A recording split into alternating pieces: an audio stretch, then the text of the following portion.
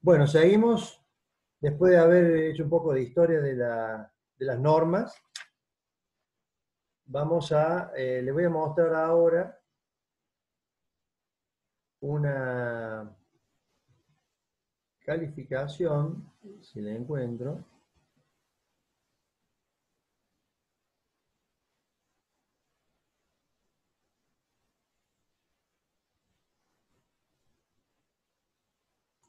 Voy admitiendo gente, discúlpenme, voy admitiendo gente.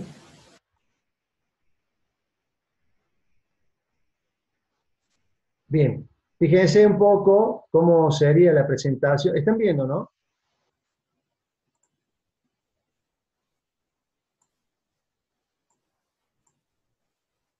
Bien, están viendo la pantalla, ¿no?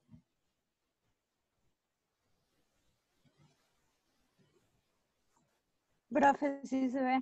¿Se ve? Bien. Bueno, entonces, como le decía recién, fíjese cómo es un poco la designación de un acero, cuáles serían todas las características que se necesita, ¿sí?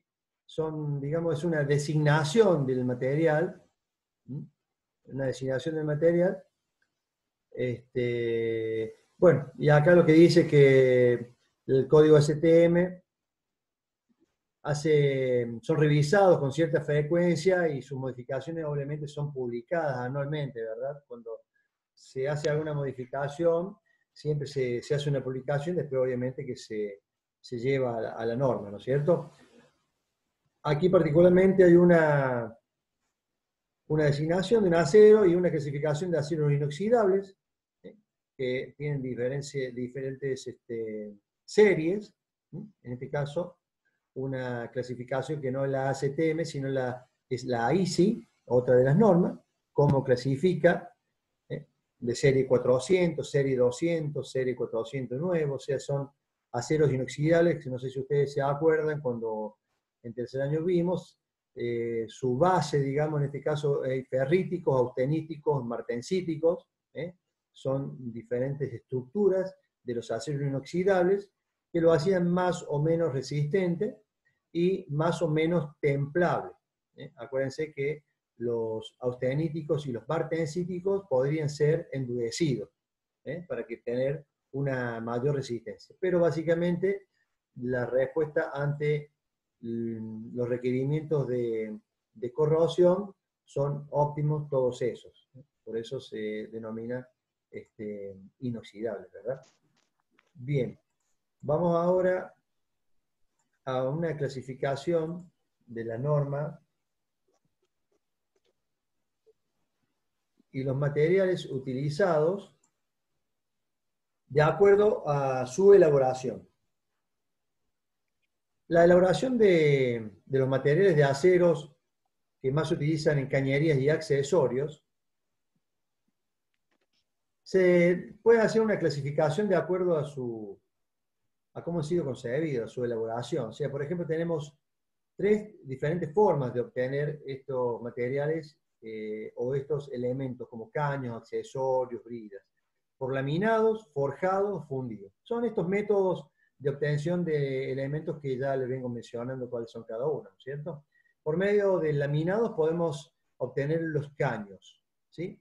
Y dentro de los caños tenemos también, según el material, si es acero al carbono solamente, de baja aleación, que tiene cromo molibdeno, y de alta aleación, que serían los de tipo inoxidable, con alto porcentaje de cromo y níquel. Ustedes tienen la denominación ahí ASTM, ¿sí? A120, A53 grado A. Acá tenemos, por ejemplo, ¿ve? El acero al carbono, por ejemplo, para caños, tenemos el A120, A53 grado A, A53 grado B. Después vamos a tener una tabla donde tenemos las tensiones admisibles de estos materiales y ya vamos a ver cuáles tensiones tiene el A y cuáles tensiones tiene el B. Pero esto sería, acá tenemos el A106 con grado A, B o C. El grado C sería el que tiene mayores aleantes y mejores propiedades y resistencia. Y aquí tendríamos el A333, grado 1 a 6. En cuanto a forjados, elementos forjados que utilizamos en una instalación pueden ser las bridas o accesorios. bridas son todos aquellos anillos con perforaciones que van adheridas a las cañerías y se utilizan para unir tramos de cañería, ¿se acuerdan? Se embridan caños con caños a través de tornillos y tuercas con juntas intermedias para evitar las fugas. También acá tenemos la división de acero al carbono, acero baja aleación y de alta aleación. Y los fundidos, los elementos que podemos encontrar en una instalación fundidos son las válvulas. Las válvulas son esos elementos que sirven normalmente para cierres de paso de fluido, paso de gas. Normalmente tienen una forma difícil de conseguir por mecanizado y muy costoso si fuera. Entonces, por lo tanto, se hacen de fundición. Se funden sus cuerpos en moldes que toman la forma y después tienen un mínimo mecanizado en zonas donde, por ejemplo, van a ser roscados a una cañería o soldadas a una cañería. O sea que lleva poco mecanizado y su forma es tan extraña, digamos, de forma difícil de conseguir por otros métodos costosos que se hacen de manera fundida. Válvulas. Quiero decir que cuando hablamos de cañerías, normalmente en general en una instalación, cuando decimos las cañerías, en las cañerías se encuentran incluidos lo que son bridas, accesorios, que son las curvas, las derivaciones en T, derivaciones a 45 grados, curvas a 90 grados, bujes reductores, también las válvulas forman a ser parte de las cañerías. O sea que todo, cuando hablamos de cañería, hablamos de un todo, no hablamos solamente del caño solamente, sino que hablamos de un todo que compone la misma. Vamos ahora a ver los diversos materiales con los cuales podemos tener los caños.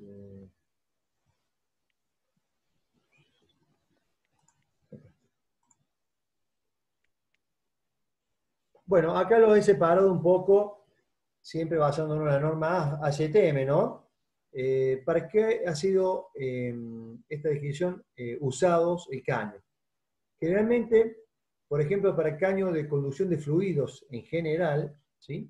Tenemos el ASTM A120, A53, A106, A335 como denominación ASTM. Y acá el tipo identifica si es solamente el carbono o si tiene algún otro aleante, como manganeso, por ejemplo. Acá en este caso tenemos cromo también, silicio, molibdeno. O sea, tenemos de manera descendente una mejora en la calidad de los aceros, de aceros al carbono simple, como un A23, o bajo carbono, como el A53. Después comenzamos a tener aleantes como el manganeso, cromo. Acá tenemos los inoxidables, o sea que vamos mejorando de manera descendente en este cuadro las características y la resistencia de los aceros utilizados para conducción de fluidos en las distintas cañerías. Y en las aplicaciones, fíjense, para usos común, temperatura ambiente, un acero común, el más barato, digamos, del ASTM, el A120. Todos siempre estamos hablando de materiales utilizados para elaborar caños. Para uso industrial en general, el A53, también de bajo contenido de carbono, soldable, muy utilizado en lo que tiene que ser instalación. Y después comenzamos a tener algunas exigencias, como por ejemplo de temperaturas de 400 grados. Bueno, hasta 400 grados tenemos este material, el A106, según la STM, que puede soportar hasta esas temperaturas. Y para instalaciones que deben soportar más temperatura, decimos hasta 500 grados, ya tenemos que hablar, sí, de aceros con otro tipo de aleantes, entre ellos el cromo, que lo hace más resistente a las temperaturas. Por ejemplo, este material sería adecuado para instalaciones que estén funcionando a 500 grados, que va a ser un material que, como soporta altas temperaturas, va a resistir mejor la deformación por creep, cuando están sometidos a temperaturas y a presiones por mucho tiempo.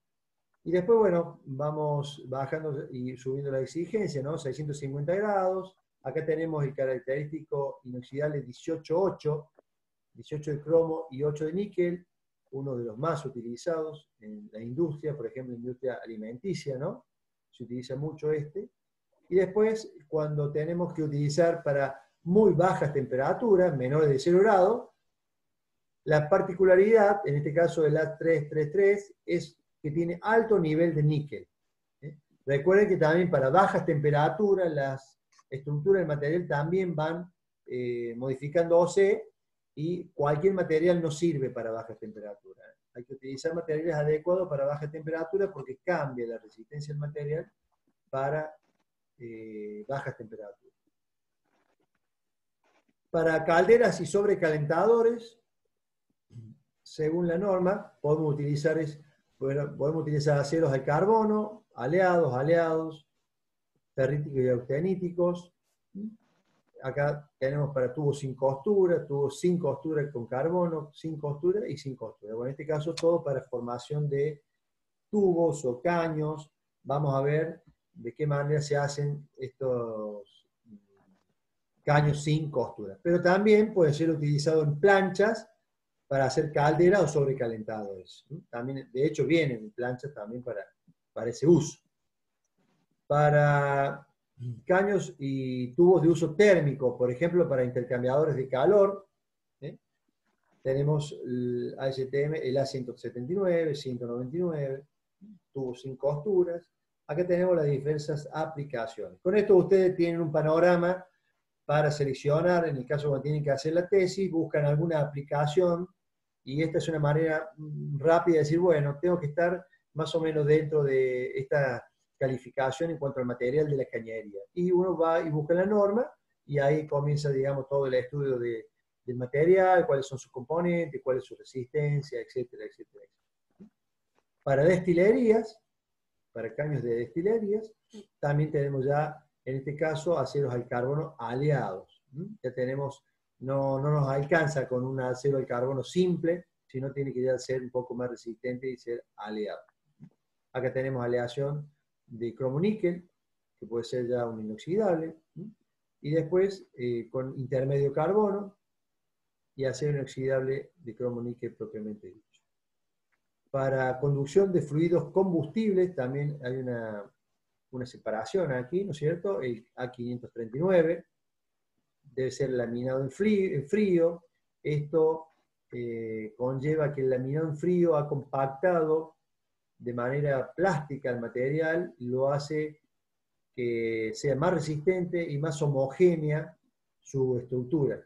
Al haber sido laminado en frío, su estructura pasa a ser un poco más homogénea que, por ejemplo, laminados en caliente, porque además en laminado en caliente tenemos siempre a un remanente de tensión, digamos, que el material al enfriarse cobra con esas diferencias de temperatura.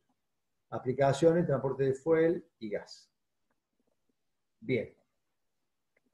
Vamos a dejar entonces, no sé si hay alguna pregunta de lo que es cañería, esto se lo voy a subir, así que quédense tranquilos, que lo van a tener ustedes para poder seleccionar ya los materiales que ustedes están necesitando para su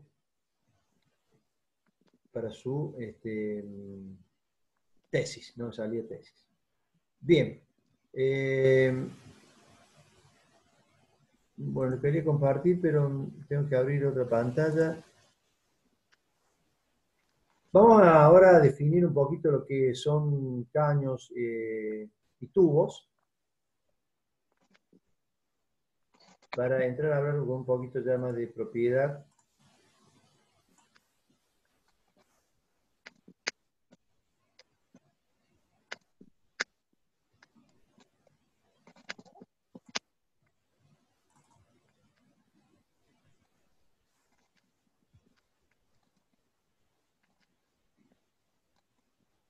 Perdón, no lo había abierto este.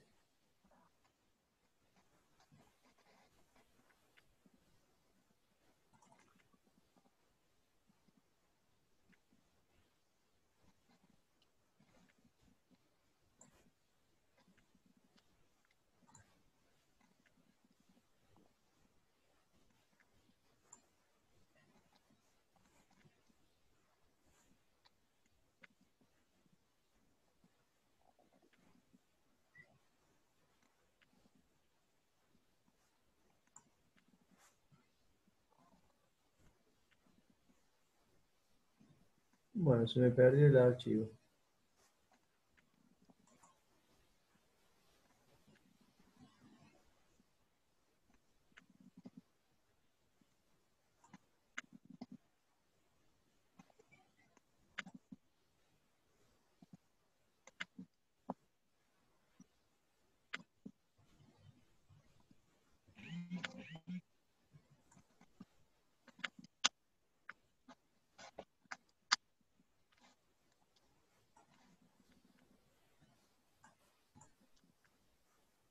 Ah, está.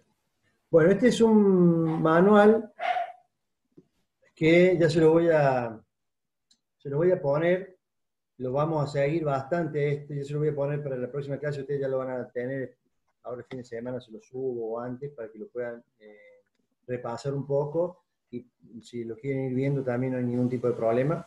Lo vamos a usar como un poco la columna vertebral porque es un apunte bastante práctico y se pueden utilizar muchas cosas de aquí, de cañerías.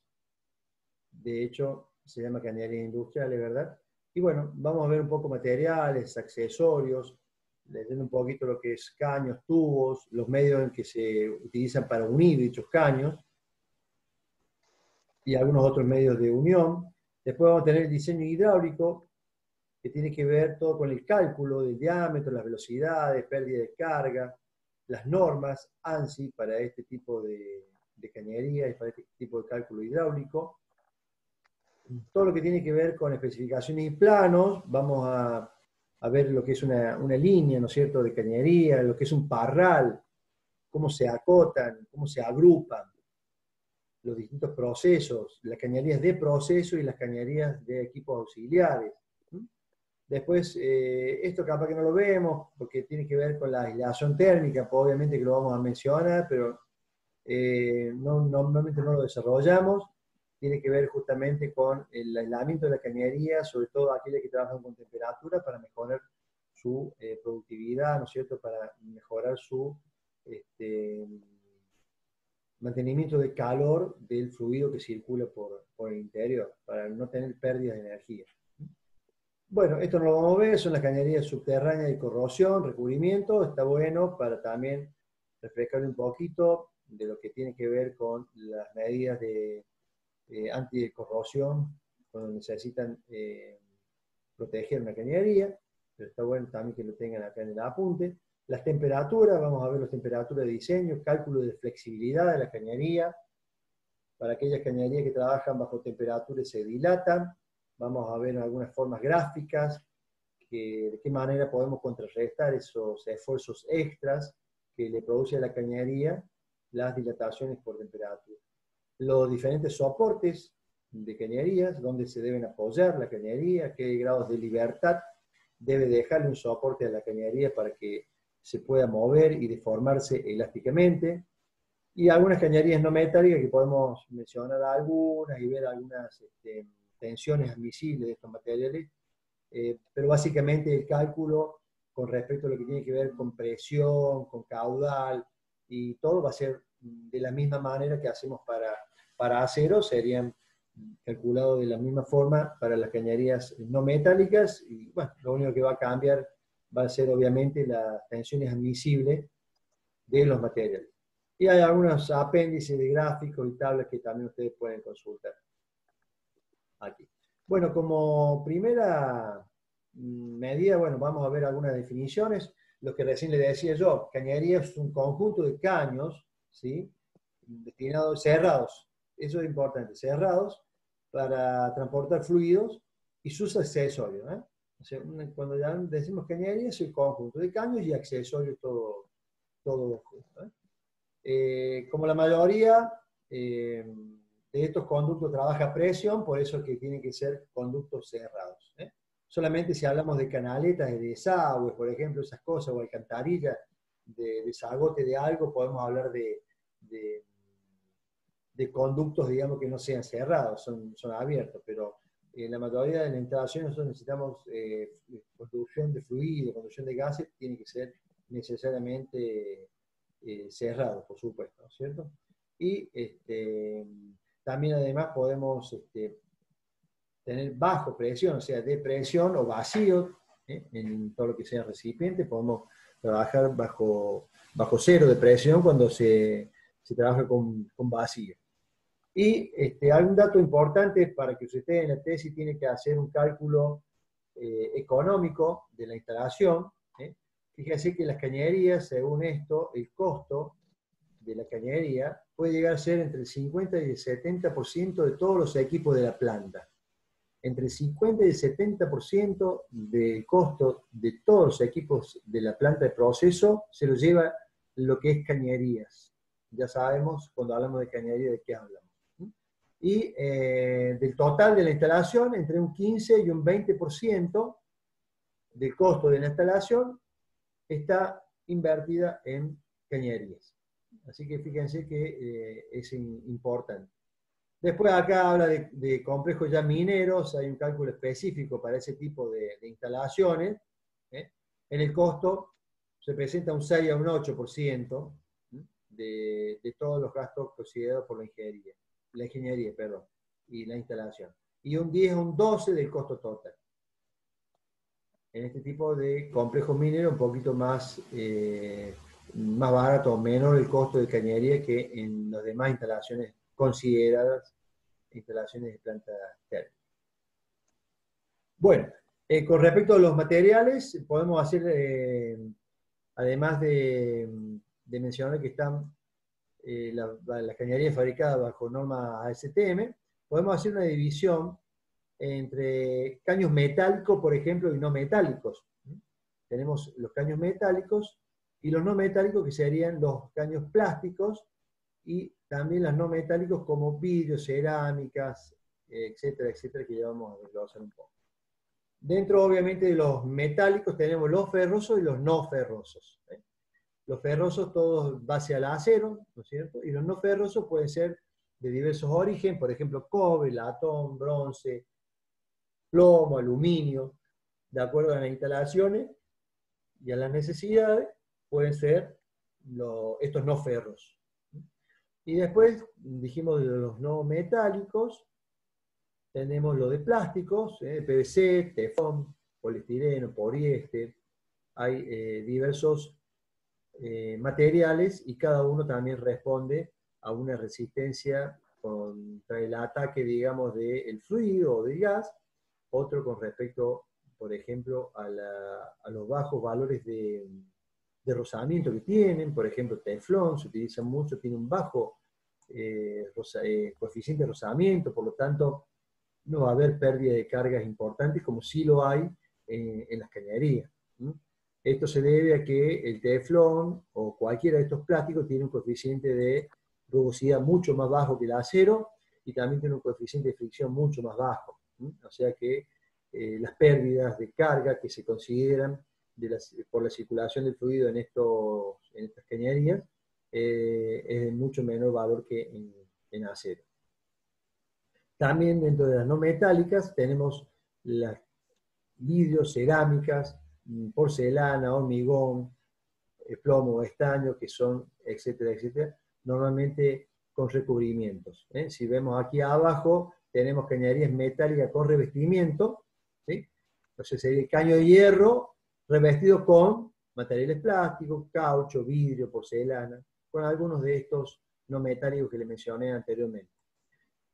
Siempre esta exposición de cañerías con recubrimiento se debe a la necesidad de cubrir dos aspectos importantes: la resistencia, que va a estar en este caso a cargo del acero, y la resistencia a la corrosión o al ataque químico de lo que circule por esa cañería, que va a estar a cargo del recubrimiento, que puede ser, como le decía recién, material plástico, caucho, etcétera, etcétera. Entonces, esa es una composición que no solamente se da en cañería, sino también en recipientes. Existen recipientes en donde por la presión necesitamos colocar un espesor importante de acero, sería el alma del recipiente, y después se hace un recubrimiento con algunos de estos materiales que no va a ser atacado por el fluido o el gas que se encuentra en el interior. En cuanto a, a los procesos de fabricación, propiamente dicho, de los caños, tenemos diversos, como por ejemplo de fundición, de forjado, por extrusión, por laminación. Son distintos métodos que existen, algunos de ellos ya casi no se usan o se usan muy poco, en algunos casos muy puntuales, ¿sí? Por ejemplo, de fundición, como ya sabemos, se obtiene a través de un molde y se vierte el líquido del acero en un molde en el cual va a salir con esa forma, ¿no? En este caso, por fundición se suele utilizar lo que se denomina nollo, que se coloca en la parte central y lo que va a dejar el agujero del caño, ¿no? Es decir, la parte externa va a ser el modelo y en la parte interna hay un nollo que es una arena, digamos, especial compactada con una forma cilíndrica. En cuanto entra a ese molde el material líquido, rellena la cavidad y en la parte central se encuentra de alguna manera colocado este nollo, forma la parte interna del caño, o sea, el vacío. Ese nollo que es, como les decía recién, una arena especial compactada, luego que se ha endurecido, ¿no es cierto? El material se ha secado, uno lo golpea y ese material, como repito, es de una arena especial compactada, se desgrana y queda el vacío del caño en el interior. Eso es un método de los más antiguos que se utilizaba para la fundición. Un método más moderno que se utiliza y es de mejor calidad, el acero fundido y mucha más rapidez su fabricación, es de un procedimiento llamado centrifugado. Justamente se lo coloca en un molde rotativo, por centrifugado el material se pega a las paredes, con lo cual la parte interna queda el vacío, sin necesidad de colocar ningún material extra, como era en el caso anterior de nollo. Bueno, el centrifugado ese se usa mucho en lo que es también obtención de caños de fundición. Pero el caño de fundición tiene relativamente baja resistencia, así que se utiliza solamente en algunos casos muy puntuales, como por ejemplo fluido de baja presión o de presión solamente atmosférica, muy utilizado a veces en desagües o en cañerías que son de contraincendio, también se usa, pero de relativamente poco uso. Me olvidé mencionar también que lo que es hormigón, que lo mencioné como caños de hormigón, en el caso de cañerías de desagües, por ejemplo, se utiliza también de esa manera, un molde en el cual se... Sí, ¿alguien quiere hacer una pregunta? Bien. Bueno, seguimos con los forjados. Con los de forja son, como dice acá, los menos utilizados, ¿no? Son caños normalmente de paredes gruesas, para altas presiones, ¿sí?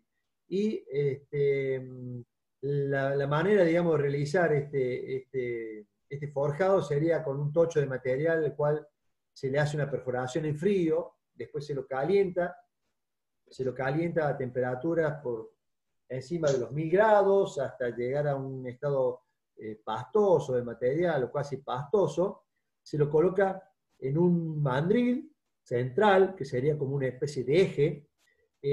A partir de allí es golpeado con fuerza, ¿no es cierto?, por los martinetes, que serían como unos martillos que con mucha fuerza van golpeando el material y este material comienza a deformarse, se comienza a deformar a lo largo de esta varilla, de este mandril central.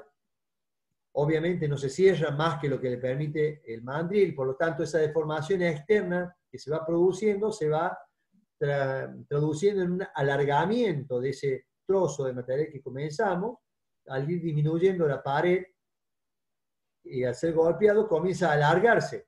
Entonces se obtienen los caños forjados, pero se usa muy poco. Imagínense una forma muy lenta de conseguir un material de acero, ¿no es cierto? Un caño de acero. Pero bueno, para paredes gruesas se utiliza.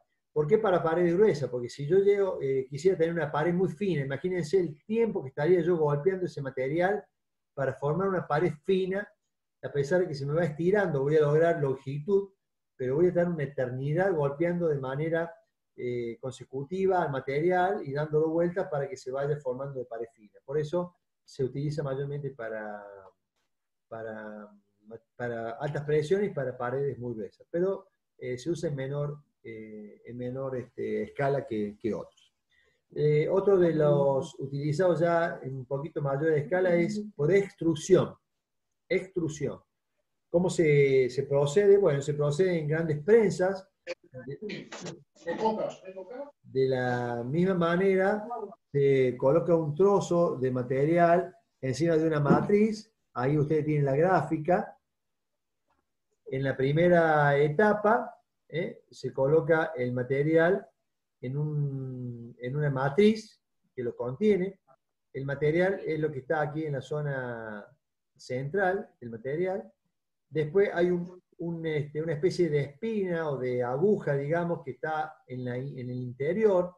Esa aguja baja por presión, ¿sí?, hasta una zona interna ya de la matriz y lo perfora el material. Acá en la tercera figura, usted lo tiene el material ya con la aguja toda metida hasta adentro, en la figura 3, y lo ha perforado. El material es el que tienen ustedes ahí con puntitos en el interior de la matriz rayada en oscuro. El material se encuentra en estado pastoso dentro de esa matriz y perforado. A partir de allí, la prensa comienza a bajar el émbolo, que es la zona negra que ustedes ven ahí, y el material, como el émbolo tiene el diámetro de la matriz, el material no tiene otra que deformarse en una matriz interior que se encuentra en la zona baja, ¿sí?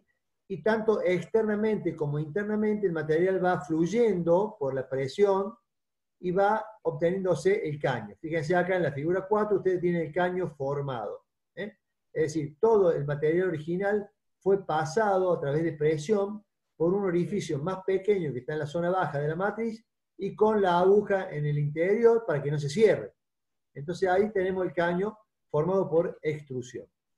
Ese es también uno de los más utilizados, pero sin duda el de mayor uso es el de laminación. El de laminación, el proceso más difundido es el Mannesmann, que consta de unos rodillos. Vamos a ir a la gráfica directamente, después ustedes leen la definición, yo se lo voy a estar más o menos ahora explicándoselo, después ustedes van a la parte teórica. Si se nos corta vamos a abrir un rato más, así puedo terminar esta parte. Se encuentran unos laminadores oblicuos. Fíjense, tenemos dos rodillos oblicuos en la figura a la izquierda arriba, dos rodillos oblicuos que están girando. Estos están girando a cierta velocidad y existe lo que se denomina un macho, que aquí ustedes lo tienen, es como una especie de bala en la punta. Los rodillos, al estar girando y tener cierta inclinación, le imprimen al lingote que está a altas temperaturas, 1200 grados aproximadamente, le imprimen una velocidad de avance y una velocidad de rotación. Eso sería gracias a estos dos rodillos que están girando y son oblicuos. Oblicuos porque tienen, fíjense ustedes, una zona inclinada, ¿no?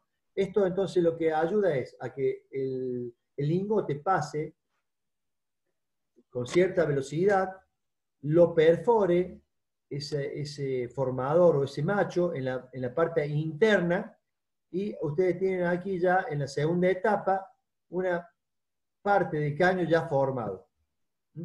Esto puede tener la longitud de caño, que normalmente puede ser de 4 a 6 metros. Los dos rodillos siguen pechando material ciego contra esa bala y vamos obteniendo material perforado, que sería el caño. A partir de allí, el caño ya con un espesor dado y un agujero formado, se pasa por un tren de laminación de calibración, que es todo esto que tenemos a la derecha arriba. Son trenes de laminación que van haciendo disminuir el diámetro del eje, disminuye también, no en la misma forma, pero también disminuye el diámetro interior, pero a su vez aquí vamos obteniendo un aumento de la longitud. Estos rodillos, al ir calibrándolo en la forma externa, a su vez van estirándolo aún más. O sea, acá va haciendo que disminuya su espesor hasta un espesor que sería el recomendado por la norma que debe llegar, ¿sí? Y finalmente, después de esta serie de rodillos, el laminador se pasa por otro que sería el laminador para acabado, donde se termina de darle redondez y se lo calibra de alguna manera en espesores y en diámetros externos. Normalmente después de estas deformaciones que ha sufrido se lo llevan algunos otros rodillos enderezadores, pero ya no hay una deformación plástica del material, sino que es solamente un enderezado del caño.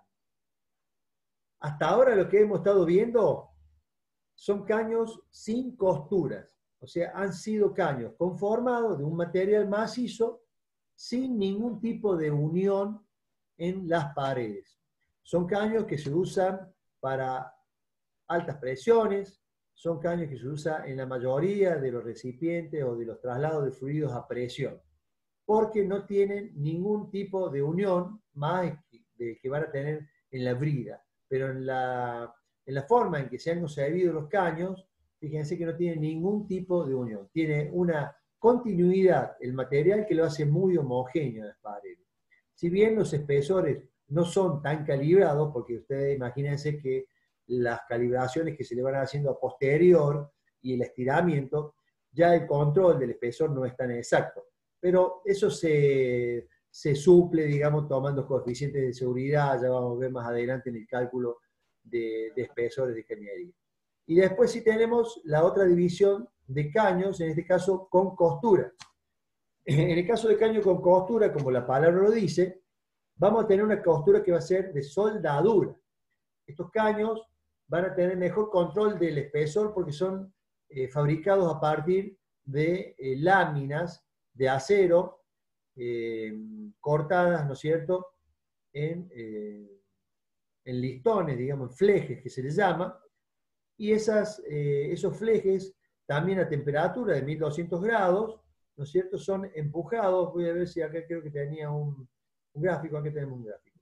Son empujados por rodillos, ¿no es cierto?, a lo que se llaman rolos conformadores.